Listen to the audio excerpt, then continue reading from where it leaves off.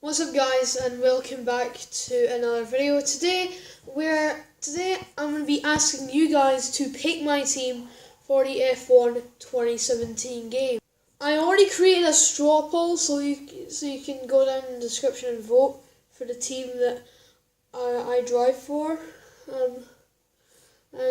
Yeah, basically we're gonna run through all the teams, and yeah, whatever team you vote for is the kind of career mode that you want to see.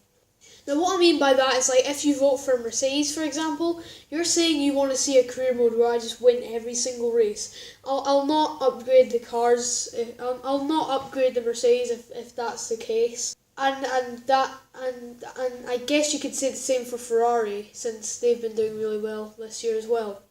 So let's go through all the teams from back markers to front runners. So for the back markers, we have Sauber and McLaren. Now, obviously, if you go for Sauber, we're going to have an out-of-date engine. So it's going to be pretty hard for us to score points for Sauber because of the 2016 engine. We're having a year-old Ferrari engine in the back of the Sauber, but even still, we'll still be faster than McLaren. And yeah, if we go for McLaren, we'll once again have a really crappy engine, and it'll be really hard for us to score points. We might only score points at tracks like where it's quite hard to overtake, like Monaco, maybe Baku, and Singapore. Those might be the races where we score points. So yeah.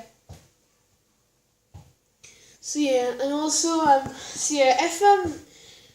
if you can choose your teammate, then if I go for Sauber, it will be Pascal Wehrlein who will be my teammate, and if I go for McLaren, then it will be Fernando Alonso as my teammate, because I want a really strong teammate if we go for one of those teams. Now we move on to the midfield group, where we have Renault, Haas, Toro Rosso, maybe Williams. Williams could be in that group, and Force India. So basically, if we go for one of those teams, then we will score points in most races, and like, we might get a surprise podium here and there, but maybe at tracks like Monaco or Canada, because I'm really good at Canada. I don't know. We'll just have to wait and see. See, I think if we go for a midfield team, I think the highest voted from the midfield would probably be Force India, because it's the Pink Panther this year, and also because of how well we've been doing this year. Fourth in the constructors, beating Williams just like last year, and yeah. If we go for Toro Rosso, then I'm not too big on the drivers. It's Kvyat and Sainz. I do really like Sainz, so if we go for Toro Rosso, I might pick Sainz as my teammate. So yeah. Renault, Hulkenberg, and Palmer. If it was, so Kubica was actually testing in the Renault a couple weeks ago. So if it was Hulkenberg and Kubica, that would have been a really strong lineup.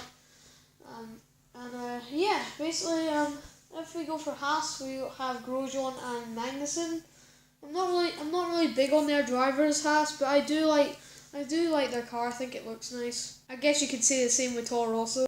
Williams, obviously we have Massa and Stroll. Stroll actually got a podium this year, which is surprising.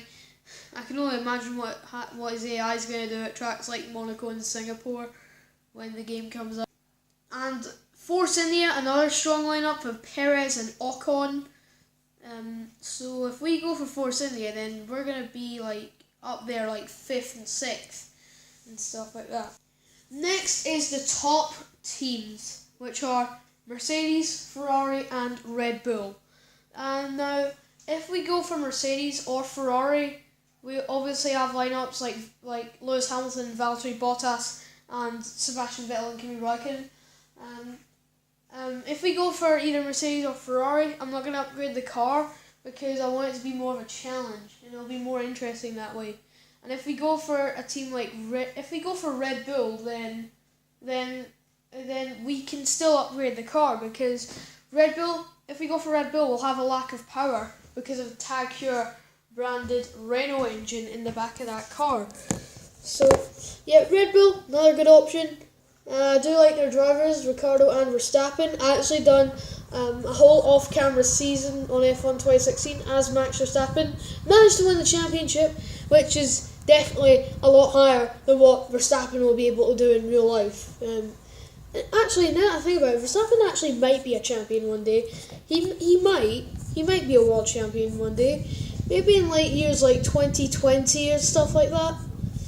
Yeah, that's all. That's it for today's video. Once again, straw polls in the description, and I'll see you in the next video. And goodbye.